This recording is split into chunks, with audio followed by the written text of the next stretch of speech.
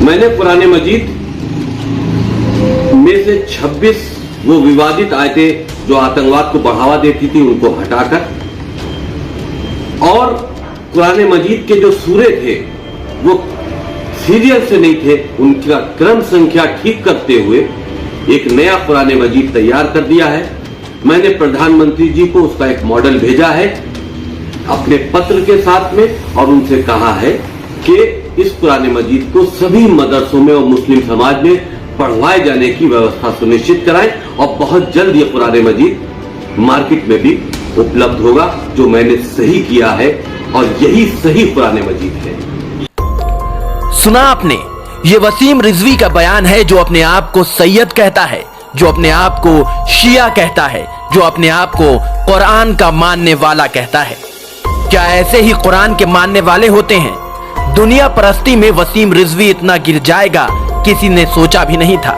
अल्लाह की मुकद्दस किताब जिसमें किसी भी तरह की तब्दीली और रद्दो बदल की गुंजाइश नहीं है, उसमें तब्दीली कर रहा है।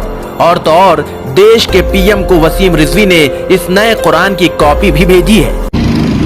मैंने कुरान मजीद में से 26 वो विवादित आयतें जो आतंकवाद को बढ़ावा देती थी उनको हटाकर और कुरान मजीद के जो सूरे थे वो सीरियल से नहीं थे, उनका क्रम संख्या ठीक करते हुए एक नया कुरान मजीद तैयार कर दिया है। मैंने प्रधानमंत्री जी को उसका एक मॉडल भेजा है अपने पत्र के साथ में और उनसे कहा है कि इस कुरान मजीद को सभी मदरसों में और मुस्लिम समाज में पढ़वाए जाने की व्यवस्था सुनिश्चित कराएं और बहुत जल्द ये कुरान मजीद मार्केट में भी उपलब्ध होगा, जो मैंने सही किया है और यही सही कुरान मजीद है। पहले आपको वो लेटर पढ़कर बताते हैं कि उसमें इस वसीम रिजवी ने क्या लिखा है।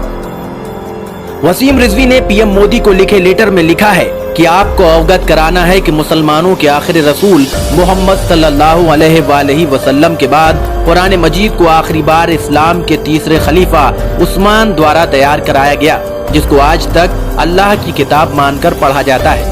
मेरे द्वारा कुरान का अध्ययन किया गया, जिसमें पाया गया कि कुरान मजीद में 26 लेख आयत ऐसी हैं जो कि अल्लाह का कथन नहीं हो सकता, क्योंकि उक्त लेख आयत आतंकवाद, चरमपंथी, कट्टरपंथी मानसिकता को बढ़ावा देती हैं। इन कुरान की आयतों के कारण मुस्लिम समाज में आतंकी विचारधारा पैदा हो रही है। यही कारण है कि पूरे विश्व में मुस्लिम आतंकवाद चरम सीमा पर है। गहन अध्ययन के बाद मेरे द्वारा पूर्व में लिखे गए और लिखवाए गए कुरान मजीद को सूरों को सही क्रम में लगाया गया है और आतंकवाद को बढ़ावा देने वाली 26 आयतों को कुरान मजीद से हटा दिया गया है। इस पत्र के साथ मेरे द्वारा सही किया गया कुरान मजीद संलग्न है। अतः आपसे अनुरोध है कि मेरे द्वारा अध्ययन करके सही किए गए कुरान मजीद को मदरसों में मुस्लिम समाज को पढ़ाए जाने हेतु व्यवस्था सुनिश्चित कराए जाने से संबंधित आदेश देने की कृपा करें और पूर्व से मुस्लिम समाज में पढ़ा जा रहा कुरान मजीद जो कि सही नहीं है और वर्तमान स्थिति के हिसाब से तो बिल्कुल सही नहीं है, उसका पढ़ना और मदरसों में पढ़ाया जाना प्रतिबंधित करने की कृपा करें, क्योंकि ऐसी धार्मिक किताब का पढ़ा जाना जिससे इंसानों में मतभेद पैदा हो, धार्मिक फसाद हो, दूसरे के धर्म से नफरत पैदा हो, अपने धर्म को सही बताकर दूसरे धर्म का अपमान किया जाना, ये राष्ट्र हित में उचित नहीं है और गैर संवैधानिक है। भारत को इस मामले में पहल करना इसलिए जरूरी है क्योंकि भारत में मुस्लिम सहित अन्य धर्म के लोग भी रहते हैं। मौजूदा कुरान मजीद के अध्ययन से मुस्लिम समुदाय के लोग दूसरे गैर मुस्लिम धर्म के लोगों को काफिर मानते हुए गलत समझते हैं।